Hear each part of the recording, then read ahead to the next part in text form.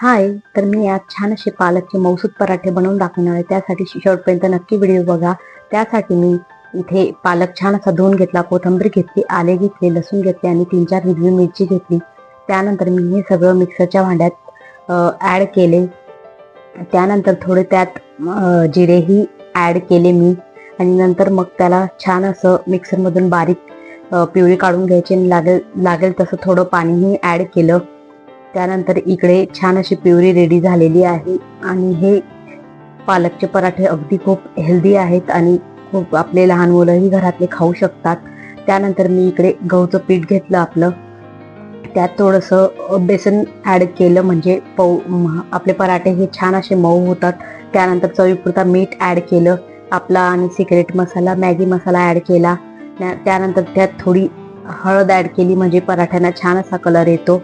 त्यानंतर मग इकडे मी अजून माझं एक्स्ट्राचं चटपटीत होण्यासाठी थोडंसं चाट मसाला आपला ॲड केला आणि इकडे मग त्यात जी मिक्सरमधून काढून घेतली ती प्युरी त्यात ॲड केली आणि लागेल तसं थोडंसं वरून मी त्याच भांड्यामध्ये पाणी ॲड करून छान असं मऊसूत पीठ मळायला सुरुवात केली आणि एकदम छान असे मऊसूत पीठ मळून झाल्यानंतर बघू शकता इकडे किती छान असं पीठ मळून झालं आहे माझं. त्यानंतर इकडे छान असा मी आपला पोळीला चपातीला जसा गोळा घेतो तसा गोळा घेतला आणि आपल्याला जशी घडीची चपाती करतो ना तशीच यालाही छान असं करायचं आहे. आणि मी इकडे तेलाचा यूज न करता तुपाचा यूज करत आहे.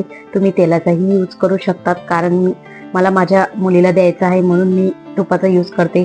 त्यानंतर इकडे थोडं लाटून झाल्यानंतर मी त्यात वरून अशी तीळ ॲड केली आणि छान असं लाटून घेतलं, जेणेकरून म्हणजे ती तीळ छान असं लाटण्यामध्ये पराठ्याला लागते. त्यानंतर मग मी इकडे तव्यावर तूप ॲड केलं आणि दोघी साईडने छान असं तूप लावून शेकायला सुरुवात केली. आणि खरंच हे पराठे तुम्ही एकदा नक्की ट्राय करा आणि मला कमेंट करून सांगणार कसे झाले होते असं. इकडे माझ्या मुलीला तर खूप जास्त आवडले होते हे पराठे आणि खूप छान असे दोघे साईडने खरपूस असे शेकून झाल्यानंतर छान असे फुगतही होते. तुम्ही बघू शकतात किती छान असं फुगत होते पराठे माझे आणि खूप छान झालेले. असे छान छान व्हिडिओज बघण्यासाठी माझ्या चॅनलला नक्की सबस्क्राईब करा. तोपर्यंत बाय.